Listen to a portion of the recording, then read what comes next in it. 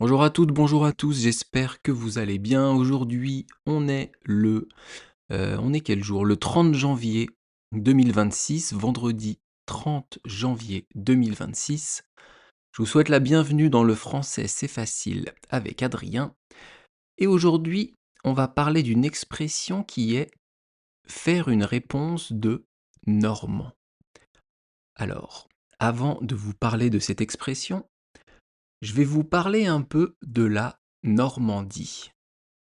Dans l'expression du jour, faire une réponse de normand, le mot normand, ce sont les habitants qui sont en Normandie. La Normandie, c'est quoi? C'est une région de France. Je ne sais pas si vous écoutez les contes que je publie tous les jeudis à 18 h, mais si vous les écoutez en ce moment, eh bien, je lis des contes de Normandie. Des contes et légendes qui viennent de cette région de France. Alors, où est-ce que ça se trouve, la Normandie? La Normandie, ça se trouve dans le nord-ouest de la France. C'est, comment vous dire? Vous voyez Paris qui est au milieu et au nord de la France. Eh bien, c'est à l'ouest de Paris. Si vous regardez la carte de France, c'est à gauche de Paris. Et en Normandie, on a des villes comme Rouen, comme Caen, Le Havre, ou peut-être que vous connaissez Deauville. Il y a un festival célèbre de cinéma à Deauville. C'est même le festival du film américain de Deauville. Et donc c'est une ville qui est assez connue. Mais moi, je voulais vous parler d'un autre endroit en Normandie. La Normandie, c'est assez grand. Et moi, je voulais parler d'une région, d'un endroit qui est au bord de la mer, pas très loin du Mont Saint-Michel. Peut-être que si vous êtes déjà venu en France, vous avez visité le Mont Saint-Michel. Le Mont Saint-Michel, c'est quoi? C'est une abbaye avec des maisons qui sont construites sur une espèce de rocher et c'est entouré d'eau. Quand la marée est basse, quand la mer est basse, on peut accéder, on peut aller au Mont Saint-Michel à pied. Et quand la marée est haute, eh bien on ne peut pas accéder au Mont Saint-Michel. Alors c'est uniquement pendant les grandes marées et c'est pas très long. Comme c'est très touristique, on a fait en sorte de pouvoir accéder au Mont Saint-Michel le plus possible. Mais je vous parlerai du Mont Saint-Michel un autre jour parce que j'ai déjà été et c'était assez joli. Mais ça, je vous en parlerai dans un autre podcast. Aujourd'hui, je vais vous parler d'une ville que je connais très bien parce que j'y ai passé toutes mes vacances quand j'étais enfant. Et cette ville, elle s'appelle Granville. Ça s'écrit Granville.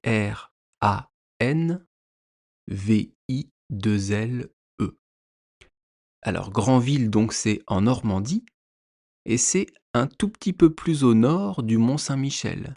Granville, c'est à peu près à 40 kilomètres du Mont Saint-Michel. Et j'ai passé toutes mes vacances quand j'étais enfant à Granville, alors que j'habitais à Versailles. Pourquoi? Parce que mes grands-parents, donc les parents de ma mère, avaient acheté un appartement là-bas. Et donc pendant toutes les vacances, on partait de Versailles et on allait à Granville. À l'époque, on mettait pas mal de temps pour y aller, à peu près 4 h 30 en voiture. Maintenant, on met à peu près 3h30 pardon, entre Paris et Granville. Granville, c'est une ville très jolie, très sympathique. C'est en bord de mer, donc si vous voulez y passer pour le tourisme, c'est possible. Si vous voulez y aller pour vous baigner, l'été, franchement, c'est top. C'est une ville assez touristique, il y a pas mal de choses à voir, et même pour y vivre, pour y passer ses vacances, pardon, c'est très agréable. Nous, on avait un appartement qui était à 10 minutes à pied de la mer. Donc ça, c'était génial. Imaginez, vous êtes enfant et vous avez des vacances au bord de la mer où vous êtes à 10 minutes à pied. C'est extraordinaire. Et j'allais souvent avec mes cousins. Mes cousins, ce sont les fils et mes cousines, les filles de la sœur de ma mère, donc de ma tante. Ce sont mes cousins. Et avec mes cousins et mes cousines, on allait à Granville. On s'amusait beaucoup, c'était vraiment top. J'ai de très très bons souvenirs de cette période. Parmi ces bons souvenirs, il y a évidemment les moments où on allait à la plage. Vous pouviez aller à la plage à pied, et là, selon la marée, eh bien la mer était près ou la mer était loin. La marée, c'est la mer qui monte et qui descend. Vous savez que la Lune a une force d'attraction sur la mer, sur les mers du monde, et donc la mer monte ou la mer descend sur la plage. Et la Manche, qui est la mer entre la France et l'Angleterre, elle est beaucoup soumise aux marées. Parfois, la mer se retirait sur 1 voire 2 kilomètres. Et parfois, la mer venait taper contre les rochers près des falaises, près des habitations.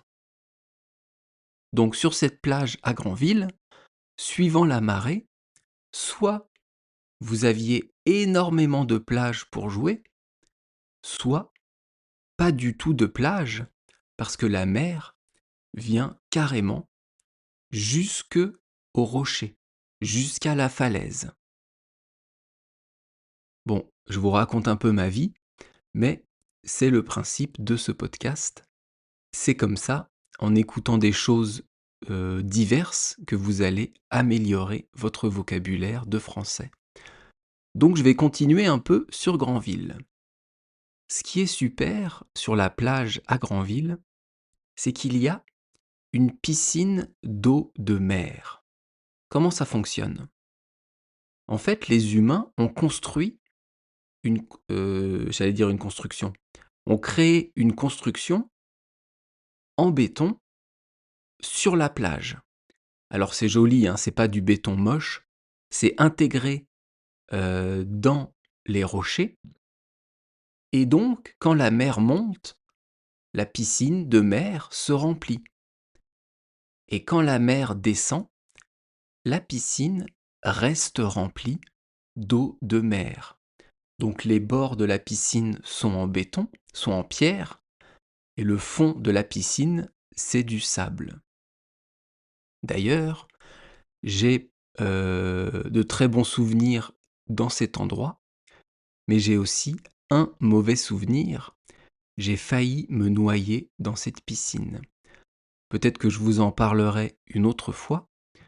En tout cas, si vous voulez voir ce que c'est, vous pouvez taper piscine eau de mer Granville ou piscine plage Granville, et vous allez voir que même si la mer est retirée à 2 kilomètres, on peut quand même se baigner dans de l'eau de mer. Donc j'ai beaucoup joué avec mes cousins et mes cousines dans cette piscine. Et ce qui est intéressant sinon, si on n'aime pas l'eau, si on ne veut pas nager, eh bien on peut s'amuser avec le sable. Quand j'étais enfant, on a construit des châteaux de sable impressionnants avec mes cousins pendant des heures. Soit des châteaux de sable, soit des parcours de billes. Est-ce que vous avez joué aux billes en étant enfant? Moi, oui, et surtout à Granville. Pourquoi? Parce qu'on pouvait construire sur la plage des parcours de billes avec des tournants, avec des montées, avec des tunnels, avec des descentes. Et après, on poussait les billes et on faisait des compétitions. Et ça, ce sont aussi de très bons souvenirs. Alors j'ai encore plein de choses à vous raconter sur Granville. Eh ben vous savez quoi? On va continuer demain. Non, pardon, pas demain, parce que demain, je vous parle d'un film français qui s'appelle Le sens de la fête. Donc on continuera après-demain, donc dans 2 jours, dimanche, et je continuerai à vous parler de Granville, des avantages, des inconvénients, de mes souvenirs et de ce que j'ai pu faire là-bas. En tout cas, c'est une très belle ville. La Normandie, moi, j'adore. Il y a beaucoup de spécialités culinaires, donc à manger et à boire. Je vous parlerai de tout ça après-demain. Et donc maintenant, on passe à l'expression du jour, faire une réponse de Normand. Alors déjà, le dernier mot de l'expression, c'est facile, c'est Normand. C'est un habitant de Normandie. Moi, qui ai passé beaucoup de temps en Normandie quand j'étais enfant, je me considère versaillais et normand. Je me considère parisien et normand, parce que j'ai passé beaucoup de temps là-bas. Donc je suis un peu un normand. On revient à l'expression faire une réponse de normand. Faire, c'est un mot, c'est un verbe qui est très très utilisé en français. Ça peut vouloir dire créer quelque chose, fabriquer quelque chose. Ça peut vouloir dire préparer le repas, par exemple. Faire à manger, c'est préparer le repas. Ça peut vouloir dire, je sais pas, accomplir quelque chose, réaliser quelque chose. Mais ici, dans l'expression, ça veut dire, eh bien, dire. Souvent, non, pas souvent, parfois, on utilise faire à la place de dire. On trouve ça dans les livres et aussi dans la conversation. Je vais vous donner un exemple. D'abord, je vais utiliser le verbe dire et après, je vais utiliser le verbe faire dans la même phrase. Et là, la personne me dit merci beaucoup. Et là, la personne me fait merci beaucoup. J'ai utilisé la même phrase avec le verbe dire et avec le verbe faire. Je peux vous donner un autre exemple. Euh, je lui fais c'est pas possible. Je lui dis c'est pas possible. Faire ou dire ont ici la même signification. Et dans la phrase du jour, faire une réponse de normand, on peut remplacer par dire. Dire une réponse de normand. Donc déjà, c'est parler. Ensuite, une réponse, c'est ce qu'on va dire suite à une question. Ce qu'on va justement répondre. Et donc là, dans l'expression, on parle d'une réponse de normand. Alors, c'est quoi une réponse de normand? Ça veut dire quoi? Et à quel moment vous pouvez utiliser cette expression? Faire une réponse de normand, c'est donner une réponse qui n'est pas précise du tout. C'est une réponse qui est évasive, qui est ambiguë. Ce n'est jamais oui ou non. C'est toujours un peu entre les deux, un peu mitigé. Une réponse de normand, c'est donc, en fait, ne pas se mouiller dans la réponse. On peut aussi dire ça. Quand on ne se mouille pas, c'est qu'on ne prend pas position. C'est qu'on ne donne pas de réponse précise. Si vous demandez à quelqu'un comment s'est passée sa soirée de la veille, par exemple, alors ta soirée hier, comment ça s'est passé? Et la personne vous répond, ouais, je sais pas, ça va. Ça, c'est une réponse de normand. Il pourrait vous dire oui, c'était génial ou non, c'était nul. Ça, c'est tranché, c'est clair. Mais oui, bof, ça va, pas mal. Ça, c'est un peu une réponse de Normand. On ne sait pas trop comment s'est passée la soirée. En fait, c'est oui et non à la fois. D'ailleurs, les Normands, ils disent aussi peut-être ben que oui, peut-être ben que non. Ça, c'est peut-être bien que oui, peut-être bien que non. Peut-être ben que oui, peut-être ben que non. Là, c'est très très raccourci. C'est vraiment du langage parlé et du langage un peu de campagne. Donc une réponse de Normand, c'est une réponse qui n'est pas précise, pardon, qui est ambiguë. Je pense que vous avez compris.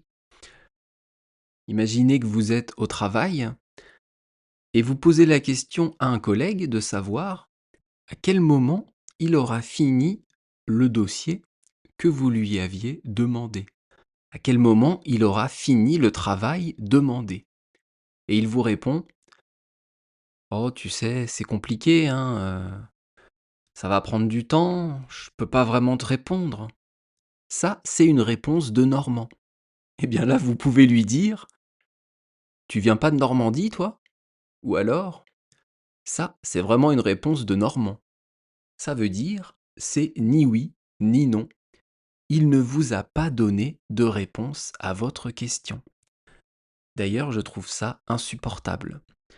Bien que je sois de Normandie, je n'aime pas les réponses de Normands. Quand on vous pose une question, répondez. Là, je m'adresse à toutes les personnes qui ne répondent pas aux questions. Une question, c'est clair, c'est précis. Merci de répondre à la question. Je dis ça parce que souvent, je parle de ça avec ma sœur, parce que elle, c'est une spécialiste, elle ne répond jamais aux questions. J'ai l'impression qu'elle répond toujours à côté et qu'on ne pense pas de la même façon. Moi, je dis 4 plus 4, 8. Elle dit 16 moins 8, 8. Voilà, c'est le style de réflexion qu'on a tous les deux. Alors d'où ça vient cette expression? Pourquoi on dit une réponse de Normand?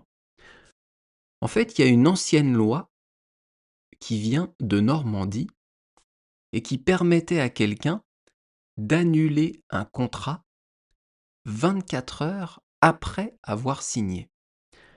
Vous savez qu'aujourd'hui, quand vous signez un contrat avec une entreprise, par exemple pour un nouveau téléphone ou un nouvel abonnement, vous avez, je crois, 7 jours pour annuler ce contrat. En tout cas, en France, c'est comme ça. Vous pouvez dire OK, je prends un abonnement téléphonique et 3 jours après, changer d'avis et annuler ce contrat. Sauf que ça, c'est récent. Avant, on considérait que c'était ne pas être fiable, être quelqu'un sur qui on ne peut pas compter, que d'annuler un contrat. Et ce sont les Normands qui ont inventé cette loi. Donc on disait qu'en fait les Normands n'étaient pas des personnes fiables parce qu'elles avaient créé une loi qui permettait de annuler un contrat. Est-ce que j'ai été clair? Je ne sais pas si vous avez compris, mais en tout cas c'est intéressant de comprendre d'où vient l'origine des expressions. En tout cas moi, ça m'intéresse, j'espère que vous aussi. Donc en anglais, on peut tout simplement dire an evasive answer, une réponse évasive en français, une réponse de Normand. Alors, qu'est-ce qu'il me reste à vous dire? Demain, nouveau podcast, évidemment, nouvel épisode, avec un film français que j'adore, qui est dans mon top 3 des films comiques. Ce film, il s'appelle Le sens de la fête. Je vous parlerai de ce film demain, mais si vous pouvez le regarder déjà, c'est vraiment sublime. Ensuite, toujours sur YouTube, vous pouvez me retrouver, c'est là que je suis le plus actif. laissez un commentaire, un petit j'aime, ça fait toujours plaisir. Et sur Patreon, évidemment, vous retrouvez en ce moment un livre audio de Jules Verne, Voyage au centre de la Terre, et la possibilité en même temps de lire ce livre. Vous pouvez vous abonner à Patreon sur mon site, ça me fera bien plaisir et ça vous permettra de m'aider à faire ce podcast. D'ici là, eh bien, je vous souhaite de passer une bonne journée. On se retrouve demain, samedi, pour le sens de la fête, et après-demain, dimanche, pour la suite de la Normandie. À bientôt. Bye bye. Hasta luego. Matane.